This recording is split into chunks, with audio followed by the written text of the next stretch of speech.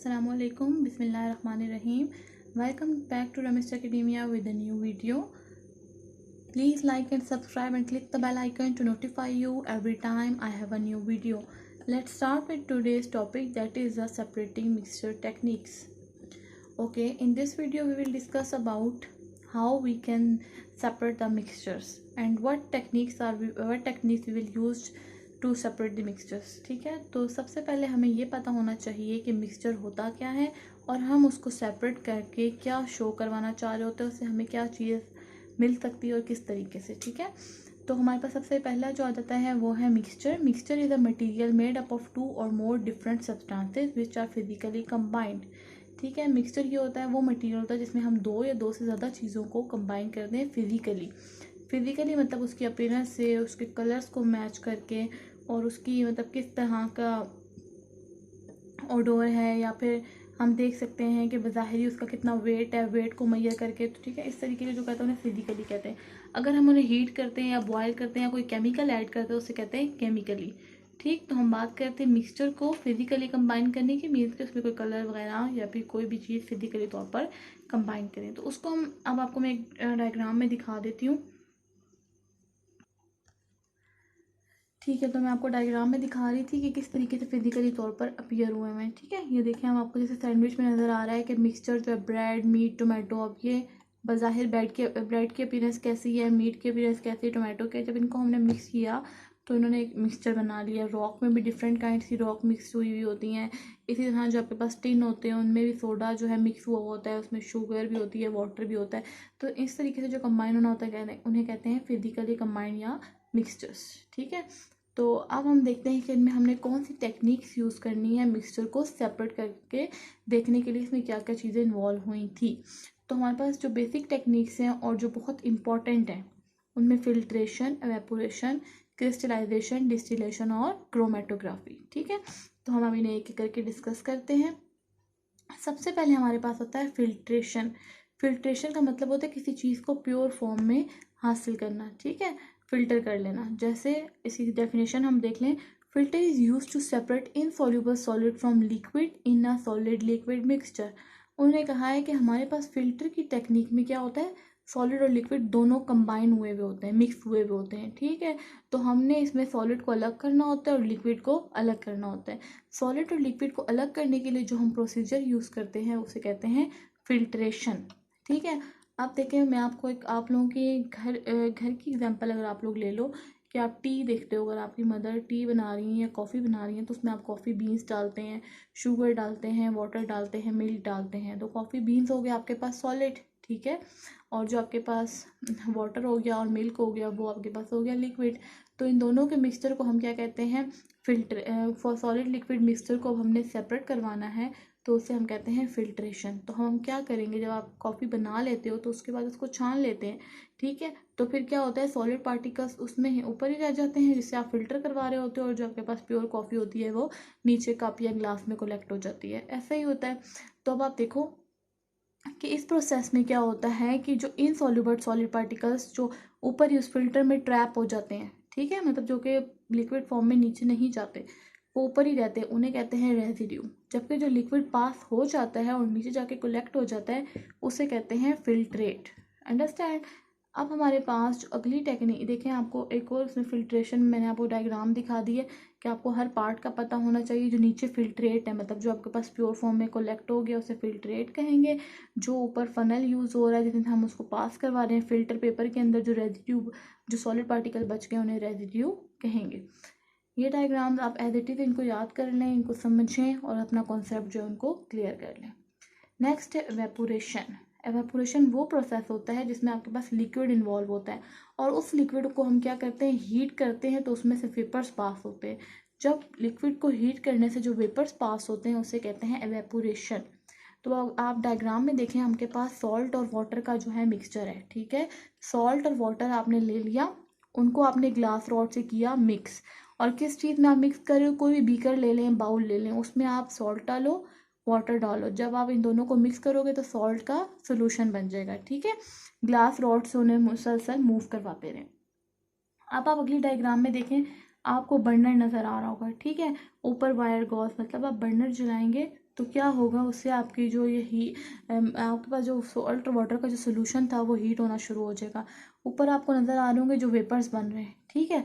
Vapours बन जाएंगे तो क्या होगा, वेपर्स बने तो वाटर सेपरेट हो गया और आपके पास जो प्योर कॉमन था सॉल्ट थे वो उधर डिश में अलग से रह गई, ठीक है। तो इवेपोरेशन के प्रोसेस के जरिए हमने लिक्विड को चेंज किया गैसियस फॉर्म में हीट करवा के, और इस प्रोसेस को कहते हैं एवेपोरेशन। क्लियर? ओके, नेक्स्ट आपके पास है crystallization. Crystallization is the process which separates in the form of crystals from a saturated solution. हमारे पास टेक्निक है क्रिस्टलाइजेशन। क्रिस्टलाइजेशन वो प्रोसेस है जिसमें हम सेपरेट करवाते हैं प्योर सॉलिड को क्रिस्टल्स की फॉर्म में सैचुरेटेड सॉल्यूशन से, ठीक है। तो इसके लिए आप देख लें, आपको जो डायग्राम में नज़र आ रहा है वो है आपके पास शुगर का सोल्यूशन। जब हमने सॉल्ट और वाटर को ऐड किया था तो सॉल्ट सोल्यूशन था, जब हमने शुगर और वाटर को ऐड किया तो शुगर सोल्यूशन बन गया, ठीक है। उसी तरह हमने ग्लास रॉड से इसे मिक्स करवाया, जब हमने हीट करवाया, ठीक है, हीट करवाने के बाद जब वेपर्स में से बन गए, सही है, तो जब हीट हो गया अच्छी तरह से तो आपने उसमें जब वेपर रिमूव हो जाएंगे तो शुगर प्योर बचेगी स्लाइड्स के अंदर, ठीक है। तो उसमें क्या होगा,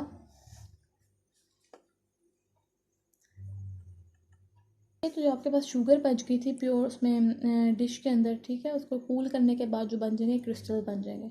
ओवरऑल प्रोसेस मैंने आपको ये बताया कि हमने शुगर और वाटर का सोल्यूशन लिया, ठीक है, उसको हमने बॉईल किया, बॉईल करने के बाद जब वाटर रिमूव हो जाएगा, जो पीछे प्योर शुगर बच जाएगी उसे हम चाइना डिश के अंदर रखेंगे और क्या करेंगे, हम उसे कूल करवा लेंगे। तो जो उसका कूल होने के बाद जो उसका मटेरियल बनेगा वो किस फॉर्म में होगा, क्रिस्टल्स की फॉर्म में होगा, ठीक है। तो इसको मैं आपको डायग्राम में प्रोसेस दिखा देती हूँ, ठीक है। ये देखें, आपको ब्लू कलर में नज़र आ रहा होगा किस तरीके से इसमें वाटर ख़त्म होने के बाद जो उसके क्रिस्टल्स अपीयर हुए हैं। देन आपके पास जो प्रोसेस है that is the distillation. Distillation वो प्रोसेस होता है जिसमें हम मिक्सचर को सेपरेट करवाते हैं हीट करवा कर और फिर कूल करवाते हैं एक ट्यूब में से पास करवा के, उसे कहते हैं कंडेंसेशन का प्रोसेस। और जो लिक्विड कलेक्ट होता है नीचे जार के अंदर उसे कहते हैं डिस्टिलेट। जैसे फिल्टर करवा रहे थे तो जो लिक्विड कलेक्ट हुआ था उसे फिल्ट्रेट कह रहे थे, इस तरह जो यहाँ पर लिक्विड कलेक्ट हो रहा होगा डिस्टिलेशन के प्रोसेस में उसे कहते हैं डिस्टिलेट। ओके, अब आप देखें कि इसमें भी हमने क्या लिया, सॉल्ट और वाटर, ठीक है। तो आपको जो ऊपर यहाँ पर साइड पे सबसे पहले आप देखो solution is boiled and steamed is driven of. इसमें हमने क्या किया है कि सॉल्ट और सोल्यूशन वाटर इन दोनों को मिक्स किया, बर्नर से हीट करवाया, ठीक है। जब आपको एक साइड पे ट्यूब नज़र आ रही जहाँ लिखा हुआ है कूलिंग वाटर आउट, जब आप हीट करवाओगे तो जब वेपर्स बनेंगे वो इस ट्यूब के ज़रिए जो है इस कूलिंग ट्यूब में से पास आउट होते जाएंगे और नीचे की तरफ जो जार लगा हुआ है उसमें कलेक्ट हो जाएंगे, ठीक है। तो प्योर वाटर इधर कलेक्ट होता जाएगा और सॉल्ट जो है वहाँ पर रह जाएगा। तो सॉल्ट जो है वो ऊपर का ऊपर रह जाएगा और जो प्योर वाटर यहाँ के पास कलेक्ट होगा उसे कहते हैं डिस्टिलेट, ठीक है। फिल्टर में इसी तरह जो वाटर कलेक्ट हो रहा था दैट इज फिल्ट्रेट और जहाँ कलेक्ट हो रहा है distillate.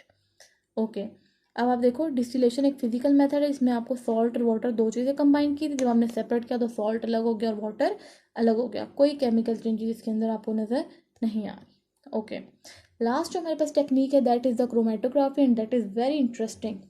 Okay, chromatography is a combination of two words chromato and graphy. Okay, chromato में क्या होता है, क्रोमेटो मीन्स कलर और ग्राफी मीन्स जो भी आपके पास राइटिंग आ जाती है। तो क्रोमेटोग्राफी वो टेक्निक होती है जिसमें कलर्स मिक्स हुए हुए होते हैं। अब हमें इसमें से जो कलर को सेपरेट करवा, जो कलर्स का जो मिक्सचर होता है उससे सेपरेट करवाना होता है, आइडेंटिफाई और प्योरीफाई करना होता है कि कौन कौन से कलर्स में मिक्स हुए हैं, तो उस टेक्निक को कहते हैं क्रोमेटोग्राफी। जैसे आपको डायग्राम में नज़र आ रहा है कि आपके पास येलो, ब्लू और रेड कलर है, तो ये मिक्सचर है। जब हमने इन्हें सेपरेट करवाया तो हमें पता चल गया कि ये तीन कलर्स में कंबाइन हुए हुए थे, तो इस टेक्निक को कहते हैं क्रोमेटोग्राफी। तो मैं आपको एक एक्सपेरिमेंट का बताती हूँ कि जो बहुत इंपॉर्टेंट है 9-10 की केमिस्ट्री में भी और फर्स्ट और सेकेंड ईयर की में भी, ठीक है। तो उसमें आप देखो ज़रा, क्रोमेटोग्राफी में आप लोगों को लैब्स में भी करवाते हैं कि separate substance on the basis of differences in solubility in a solvent की कौन कौन सी चीज़ें इसमें ऐड हुई भी होती हैं। तो इसके लिए आपको एक चाहिए होता है पेपर, ठीक है, बीकर चाहिए होगा, वाटर चाहिए होगा और आपको एक इंक चाहिए होगी, ठीक है।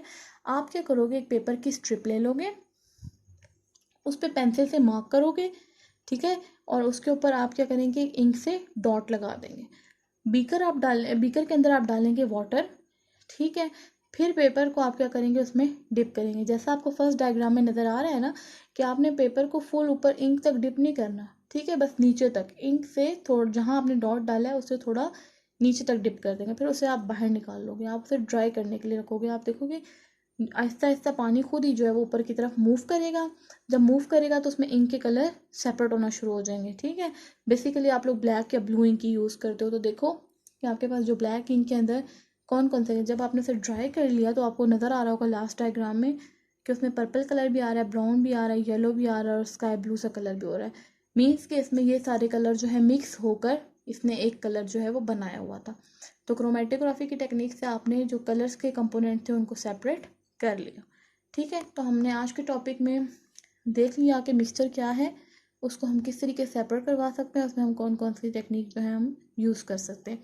इन टेक्निक से मतलब अगर आपका कोई भी क्वेश्चन हो तो आप मुझे कमेंट करके पूछ सकते हैं। और मज़ीद इन्फॉर्मेशन के लिए आप हमारा चैनल सब्सक्राइब करें। और अगर कोई भी क्वेरीज हो या आपको कोई न्यू वीडियो चाहिए हो या किसी को टॉपिक में आपको कोई कन्फ्यूजन हो तो आप हमें मेल कर सकते हैं ramisacademy@gmail.com। Thank you. Please like and subscribe my channel.